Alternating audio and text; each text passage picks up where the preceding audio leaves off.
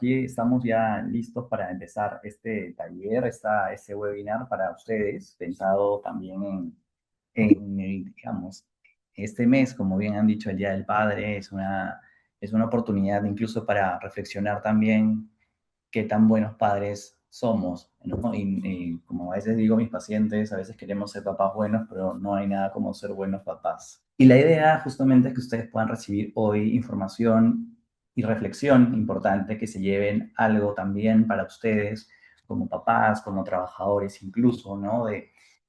Para poder conocer de alguna manera mejor qué hacer en la casa, cómo funcionar mejor como papás, cómo estar mucho más conectados con ellos, porque claro, la idea es que nosotros no queremos tampoco formar hijos perfectos, ni tampoco ser padres perfectos, pero queremos hoy mirar algo mucho más profundo, ¿no? Algo que tomar en cuenta también qué están aprendiendo nuestros hijos de nosotros y cómo funcionamos nosotros también en casa, en el trabajo. Y a veces pensamos que muchas veces educamos corrigiendo, llamando la atención o de repente presentándonos de alguna forma más fuerte o de repente mucho más castrante o castigadora y de repente no estamos mirando también qué fallas o qué errores a nivel emocional podemos estar enseñando también y sobre todo que no tomamos en cuenta que nuestros hijos aprenden de nuestras propias conductas, de nuestra propia manera de manejar nuestros sentimientos, nuestras emociones. Y por eso hemos titulado este webinar como, o subtitulado además, como esto que dice aquí, como esta frase que está aquí, lo que tus hijos aprenden de ti cuando no estás enseñando. Y de esa manera, ustedes van a hoy a tener mayor información o por lo menos tener mayor conciencia de qué están aprendiendo. Entonces, para empezar, yo me preguntaría y les preguntaría, ¿qué quieren ustedes dejar para sus hijos hoy? La pregunta, en todo caso, que podemos hacernos es, ¿qué está aprendiendo mi hijo hoy?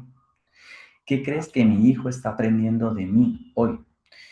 De alguna manera, nosotros cuando pensamos en esta pregunta, y les invitaría a reflexionar, es, ¿qué estoy dejando en ellos? ¿Qué quiero formar en ellos? Entonces, si ustedes desean participar escribiendo en el chat o simplemente pensando o reflexionando en silencio, que en una palabra como estas que están aquí en la pantalla, ¿qué quisieras que tu hijo aprenda de ti? ¿No? ¿Qué deseas que tu hijo de alguna forma tenga de aprendizaje de lo que ve en la casa, ¿no? Lo que tú puedas darle.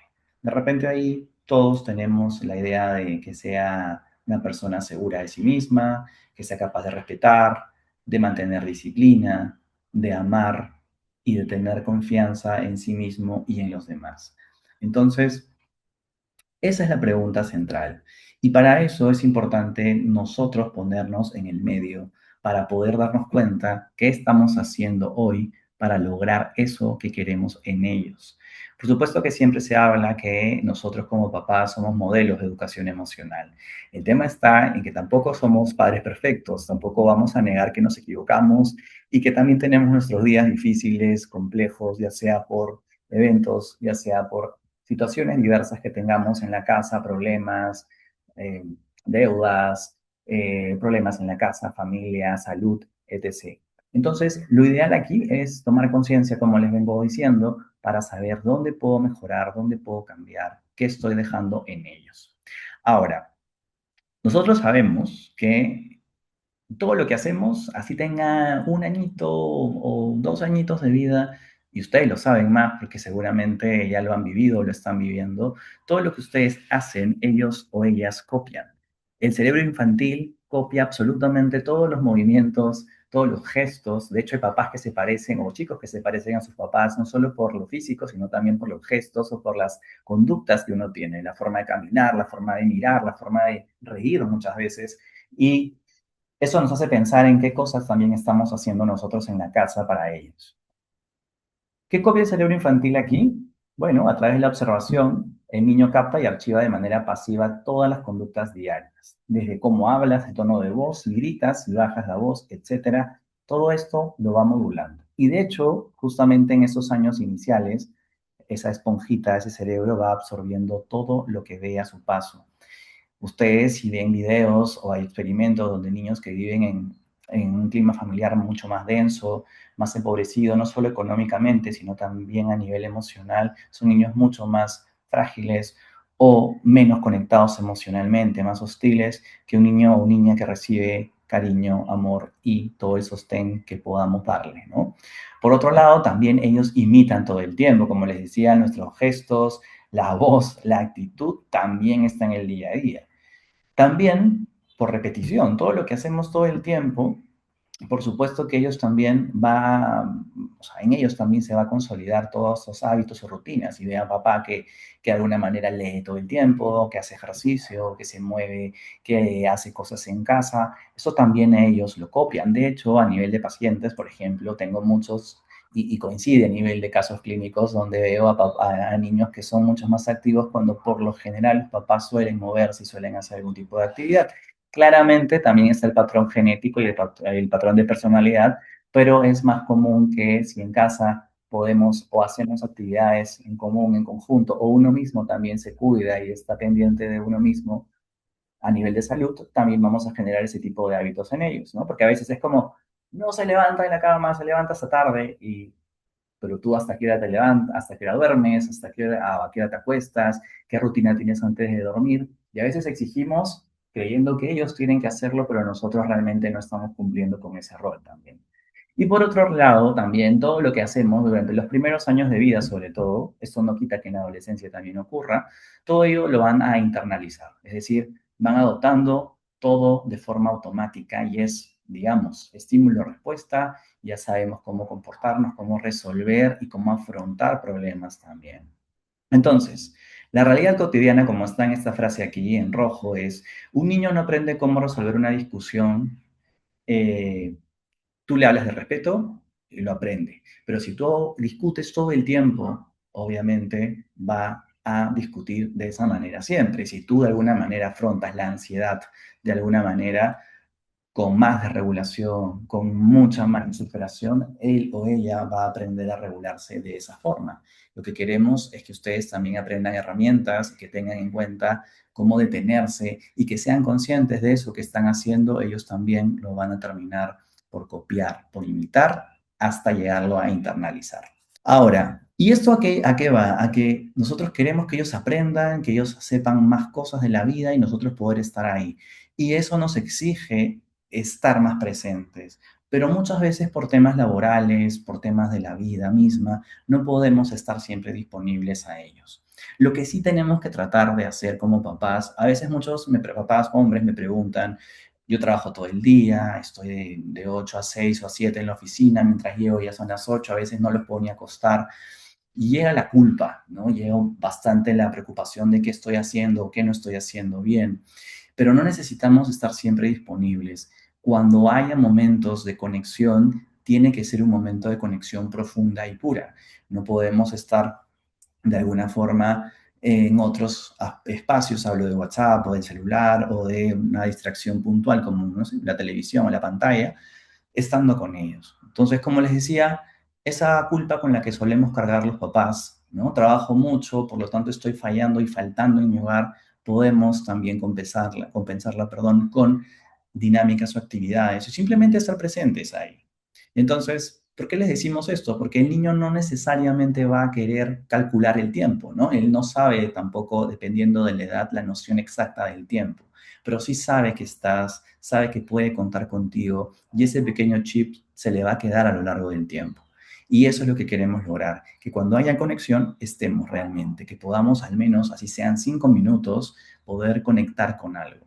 De hecho, la investigación sobre apego, el apego seguro, un apego bueno, se enfoca que la sensibilidad, la respuesta y la conexión oportuna es mucho más importante que la cantidad perfecta de horas e incluso de horas vacías. Así que eso es necesario. El tiempo puede variar, pero sí la calidad de esa conexión. A veces decimos, pero ¿qué hago? ¿No? Porque es muy niño, o también a las mamás también les pasa, a todos. Me aburre jugar con ellos, o yo no soy alguien juguetón. No tengo que jugar tampoco, no tengo que ser alguien divertido ni el payaso del juego.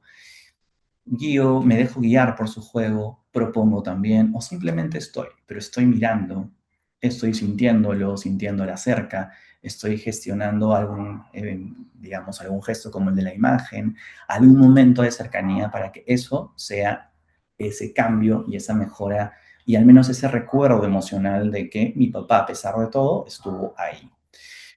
Ahora, también es importante que ustedes se den cuenta, hablando ya de un tema adicional, que cuál es su presencia en la casa, en el sentido de, por ejemplo, yo sé que no estoy en casa gran parte del día, pero cuando llego, ¿qué cambios noto en la casa? En el sentido de mi presencia, ¿qué genera en la casa?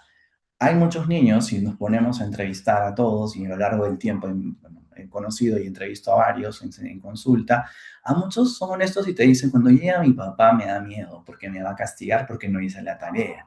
Cuando llega mi papá también me ha dado temor porque siento que me va a exigir o va a pelear con mi mamá o va a discutir con ella y eso no me gusta. Entonces, también es importante que tomemos conciencia de qué efecto genera mi sola presencia. Si ya no estoy gran parte del día, cuando llego, ¿qué quiero generar en la casa?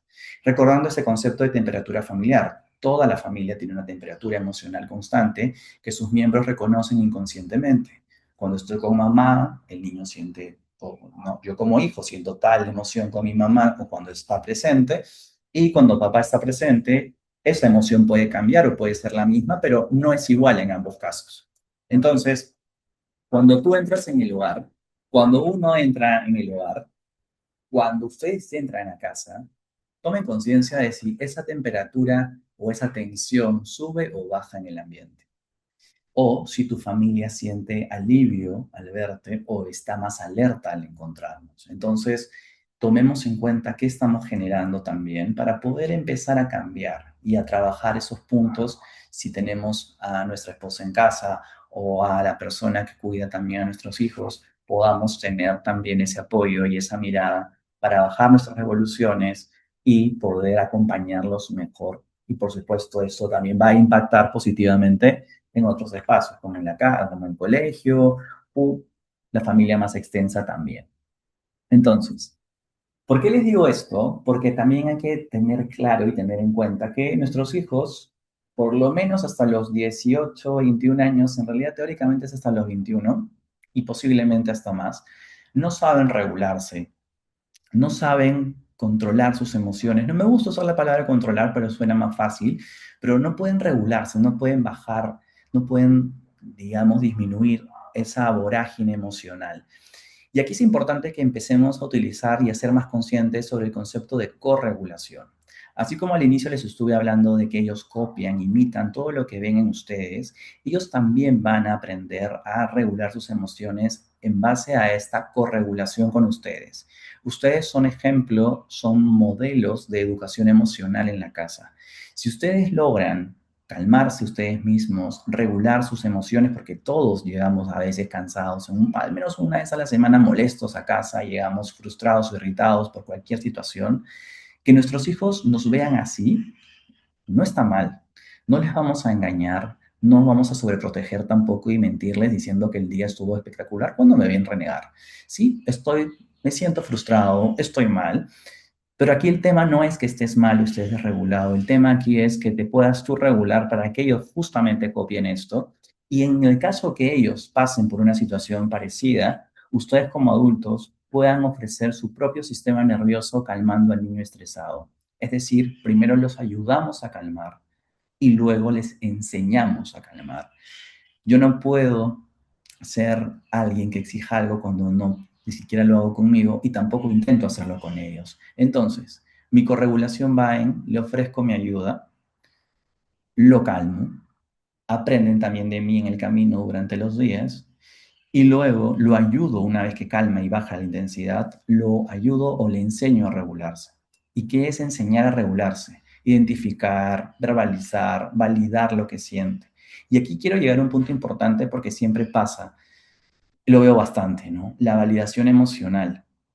Porque a veces nosotros como adultos, un problema de un niño como, uy, se me perdió el carrito, o no encuentro mi juguetito este, el de apego, por ejemplo, o de repente un amigo me dijo tonto en la clase, pero nosotros puede ser algo que no signifique gran problema, pero para ellos, incluso siendo adolescentes también, pero los adolescentes tienen otros problemas distintos, pero nosotros como adultos a veces llegamos a invalidar esas emociones o esas situaciones. Y en realidad lo que tenemos que hacer es también ponernos en su lugar y saber que para ellos eso es importante. Entender y que ellos sientan que lo sentimos, ellos sientan que los entendemos y con eso va a bastar para que sigan regulándose hasta que luego ellos puedan hacerlo con autonomía, con determinación, para que logren calmarse de manera independiente cuando sean adultos. Y lo mismo podemos aplicar también con otras, dependiendo de la edad, con otras cosas, como el manejo de el uso del celular, de las pantallas, de las salidas, el tema de la alimentación en algunos casos, los permisos, los horarios para dormir y etcétera. Pero todo parte de nosotros, de cómo los ayudamos y cómo les enseñamos. Entonces, ¿a qué iba con lo que dije también un momento antes? Que los hijos, o sus hijos, nuestros hijos, mis hijos, no necesitan padres calmados siempre. Tenemos el derecho también a equivocarnos, a fallar, y va a pasar que vamos a gritar, nos vamos a poner mal, ya sea con ellos o con otro miembro de la familia. Lo que sí necesitan realmente son padres que reparen, padres que sean capaces de pedir disculpas también si se equivocaron, de decirle a un niño si lo castigaron, a uno de sus hijos si se les pasó la mano con algún grito o algo, decirles disculpen, disculpa, lo siento, de pedirle perdón si esto fue aún mayor, el hecho o el problema fue mayor. Entonces, como acá dice, las investigaciones sobre apego en la crianza, sobre ese vínculo, nos dicen que no existe sincronía perfecta, es decir, no hay necesariamente un papá que siempre esté calmado, tampoco genere hijos que nunca hagan berrinche o hagan pataletas. Por supuesto que la va a haber. El tema otra vez es qué hago yo conmigo mismo y cómo los regulo o cómo yo funciono como esa imagen de corregulación. Los problemas existen, pero sobre todo la seguridad en ellos aparece cuando existe reparación. La confianza en ustedes también existe cuando ocurre reparación. Si veo que mi papá reconoce un error, me pide disculpas y sabe que yo también, que él también, digamos, puede fallar, y yo también puedo fallar y hacer lo mismo. A veces está el concepto como yo no me puedo, como hay, o sea, de hecho hay conceptos en psicología, en crianza de niveles y jerarquía, por supuesto que hay, pero así hay niveles y jerarquía, no tiene nada que ver con pedir disculpas, la autoridad no tiene nada que ver con pedir disculpas tampoco, ¿no? Porque muchos confunden, pero es que estoy perdiendo la autoridad si le pido disculpas, estoy dándole por su lado. Bueno, si hubo un error, ¿por qué no pedir disculpas? ¿Por qué no decir que fallaste en todo caso y reparar eso? Y no solamente con ellos, también con la pareja, también con otra persona en la familia, y que se den cuenta que se puede. Entonces, la reparación enseña algo más importante que la perfección. Enseña que las relaciones pueden sanarse. Esto alivia también la carga en ellos, porque saben que si se equivocan, sus padres van a estar también a un lado, ayudándolos, calmándolos, escuchándolos sobre todo. Y vamos a ir a un concepto interesante como para que ustedes tengan en cuenta estos temas o tópicos importantes de qué hacer para regularme y para ser de alguna manera más consciente de qué enseño, es decir, cómo mejorar esta enseñanza emocional y este vínculo con ellos en casa. Lo primero que vamos a hacer, vamos dividido en 5 currículos, en 5 temas invisibles que no vemos normalmente porque estamos todo el tiempo en mil cosas, pero lo más importante para que ellos puedan regularse es primero cómo manejo la frustración. Es decir, ser conscientes que nuestros hijos miran cuando pierdo de repente, ¿yo qué hago? ¿Culpo a alguien o aprendo de mis errores? ¿Busco responsables automáticamente o acepto también que tuve responsabilidad? Cuando fallo, ¿cómo me hablo, no? ¿Me insulto o reflexiono también? O cuando algo cambia, ¿me adapto o exploto, reviento? ¿Qué estoy haciendo yo cuando él me ve? Yo sé que puede que no los vean, pero los escuchan también y están muy pendientes de cada paso y cada movimiento que hagan. Lo otro es que el segundo tópico es que cuando ustedes también tienen algún problema, es importante escucharse cómo se hablan a sí mismos. Por ejemplo, ¿no? La típica frase, no sirvo para esto, o soy un desastre, estoy horrible, no me fue, yo soy un fracaso en esto.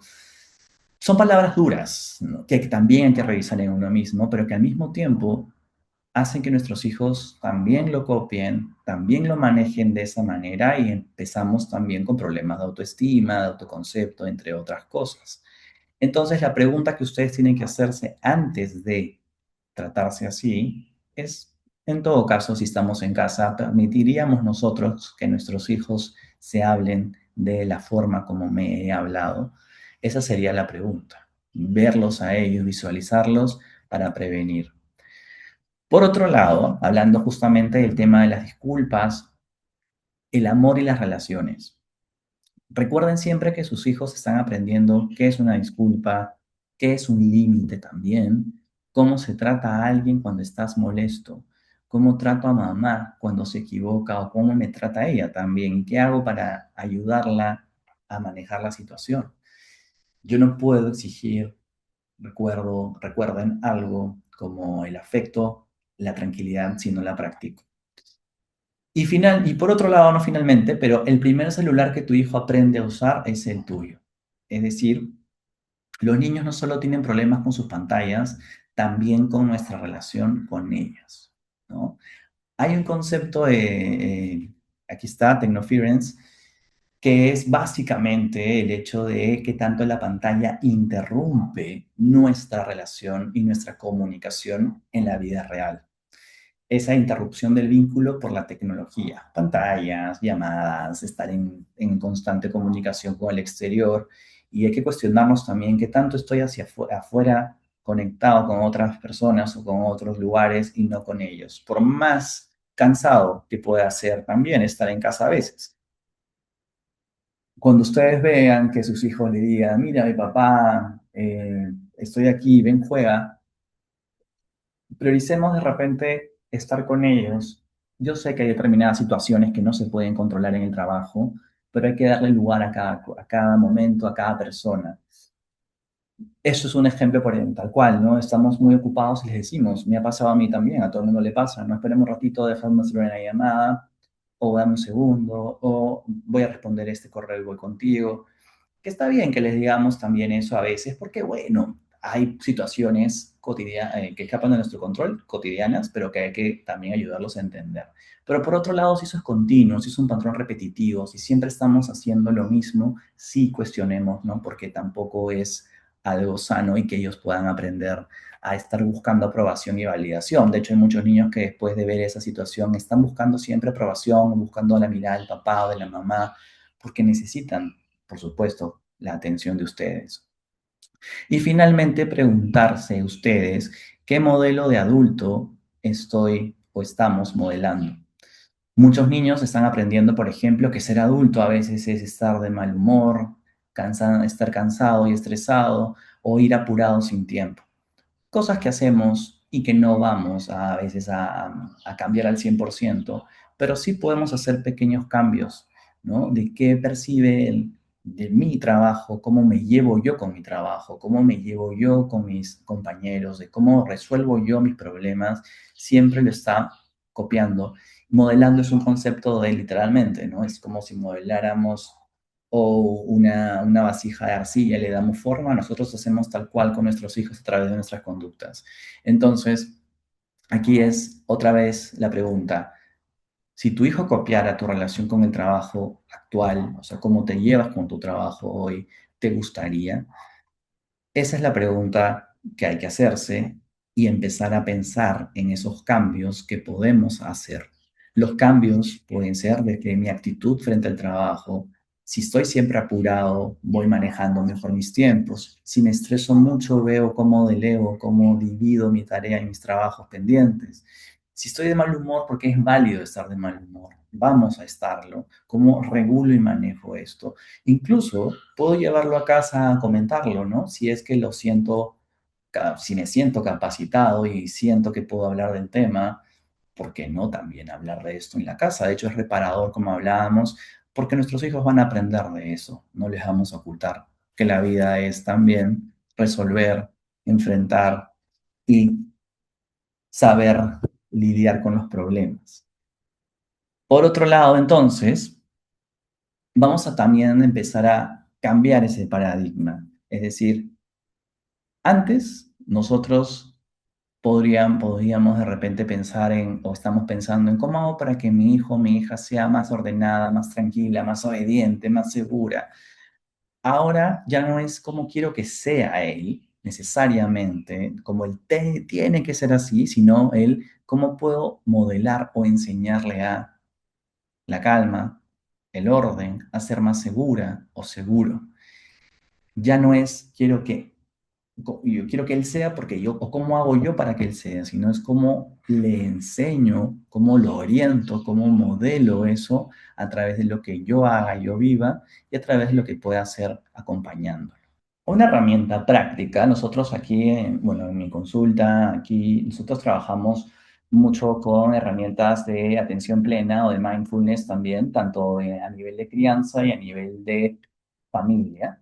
Y nosotros, dentro de todo, siempre buscamos que sean unas familias más conscientes de sus prácticas, de su día a día. De hecho, una herramienta práctica y muy básica es una pausa de 10 segundos, pero cambiando también la pregunta antes de reaccionar. Lo que nosotros queremos es que ustedes se vuelvan personas más de responder, de resolver y no de reaccionar. Y para eso es importante, antes de reaccionar, para evitar reaccionar, es preguntarnos o sea, preguntarme en todo caso, ¿qué siento yo?